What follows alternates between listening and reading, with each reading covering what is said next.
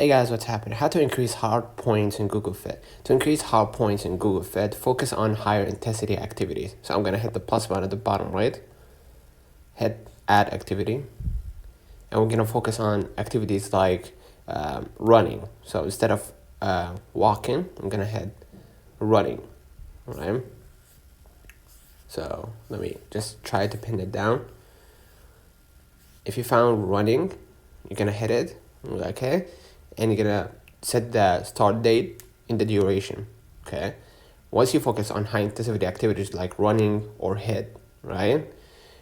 Or moderate efforts like brisk walking, cycling, right? 1 point per minute, tracked via heart rate 50 to 69% max heart rate for 1 point, 70% for 2 points, right? Or motion like fast steps or cycling. Okay. Use smartwatch for accuracy or manually log activities and just hit save at the top right if you log in, okay? Or if you did it manually. So let me know in the comments if this video helped you. Don't forget to like and subscribe. See you in the next one.